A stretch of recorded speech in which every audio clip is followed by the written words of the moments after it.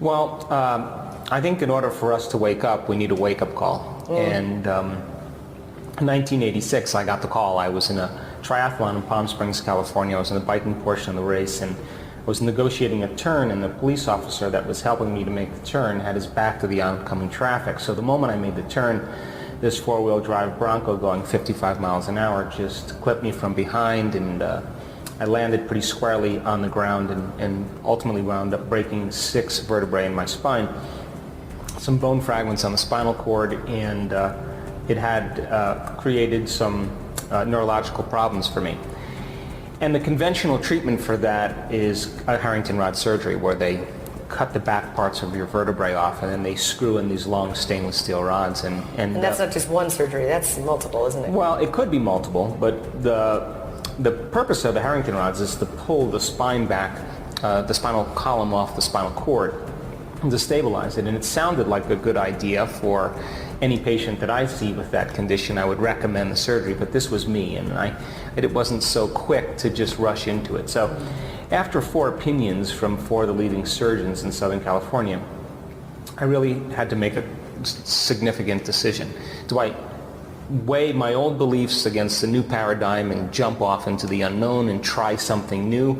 If there's an intelligence that's giving us life, could I make contact with it? Could I give it a specific plan, instructions, a template, and then surrender it to a greater mind and allow it to do the healing for me? Mm-hmm. Or do I stick with a conventional model and, take the safe route and possibly have a handicap and live on addictive medications the rest of my life? So I decided to go from a philosophical realm and to initiate that to try to create a new experience. But I mean, really, upon reflection, it's really just 2 models. There's a mechanistic model of reality where when things break, you fix them.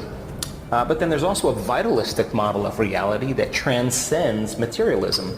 And that vitalistic model says that there's energy, there's information, there's an intelligence that's organizing trillions of functions per second in every cell of your body, and if that intelligence is a consciousness and an awareness, then maybe you can become present with it enough to begin to give it some instructions.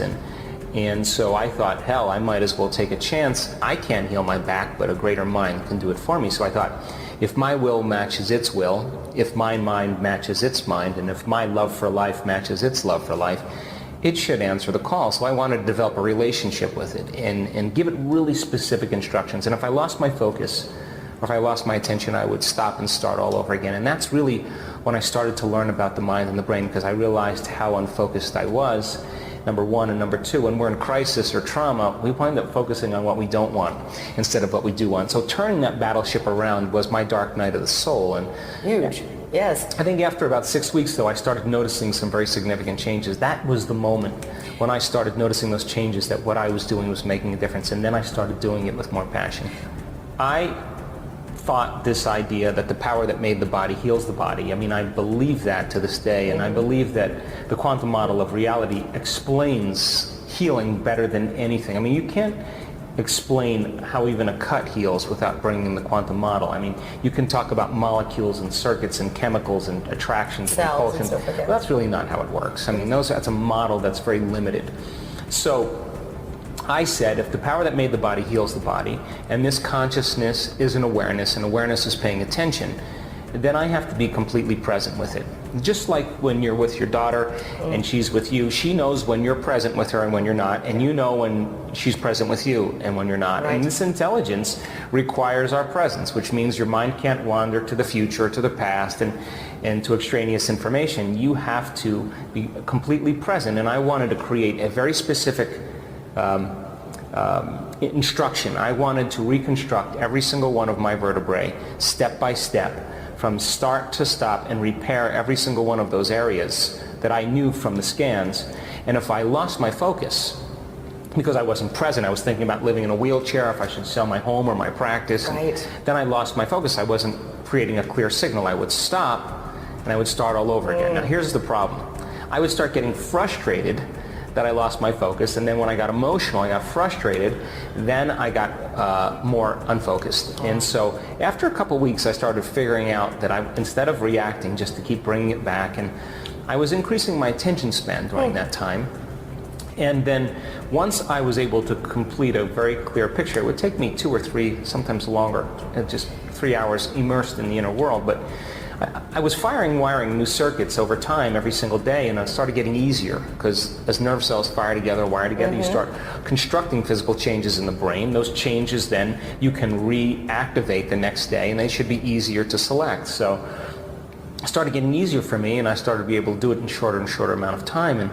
And when I really got through it the first time from start to finish without losing my focus, it was like I hit a tennis ball in the sweet spot. Something clicked, and when I knew that something happened, and that's when I started feeling all the changes in my body, my pain, all the sensations changing, and that's when I knew that if I was making those changes outside of me, I should pay attention to what I was doing inside of me and do it with more conviction, with more intensity. The quantum field is the space between the atoms inside the neurons and at the same time the field energetically around them. So learning is making new synaptic connections. Every time you learn something new, there is a physical change that takes place in your brain. The brain upscales its hardware.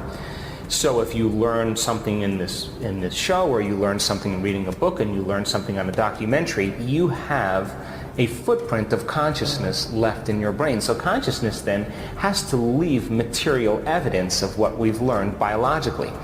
And so if learning is making new synaptic connections, then remembering is maintaining and sustaining them. So how do two neurons know how to reach across a bridge and connect? Right.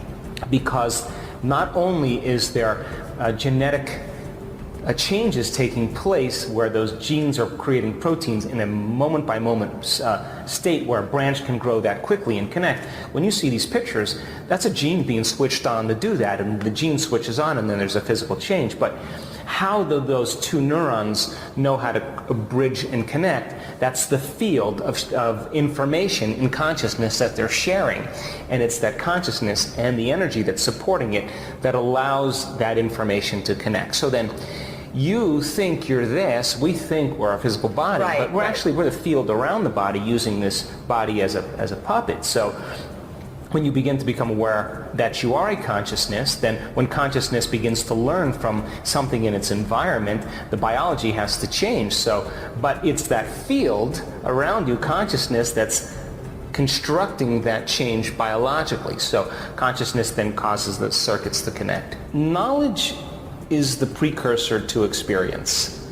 The more knowledge you have, the more prepared you are for an experience.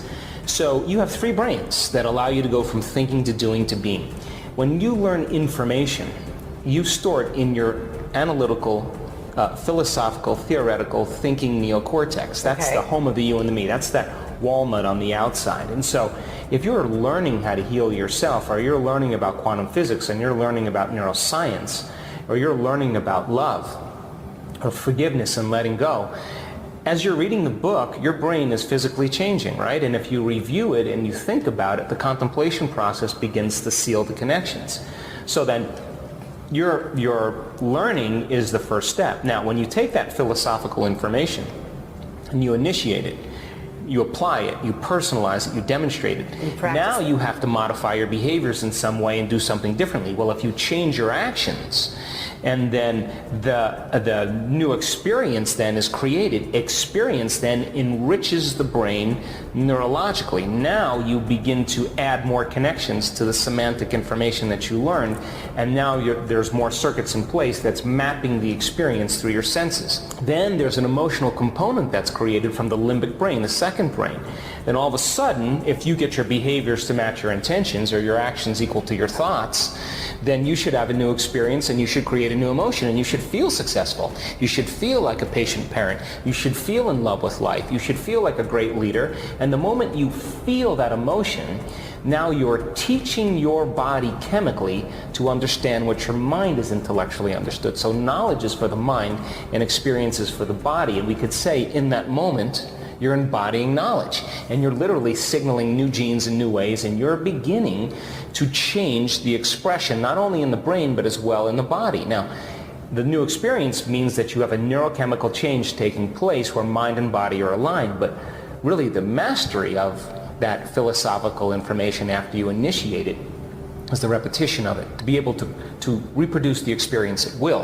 And if you can do it enough times, then you begin to create networks of neurons that you can activate on command, and you can bring up the emotion from the experience.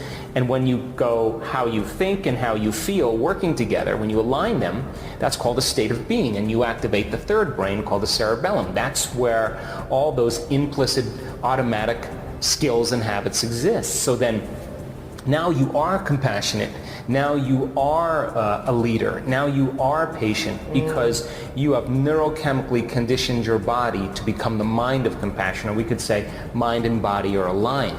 So it's an evolution, Lisa, of those 3 steps. And so when you learn that information, that's the connection in the brain. And the research shows that if you learn just a bit of information, you can upscale the connections in your brain from about 1,300 connections to 2,600 connections. That's just learning a few bits of information. If you don't revisit that information, those connections wither apart in a matter of hours. Go away. So we have to continuously review and remind.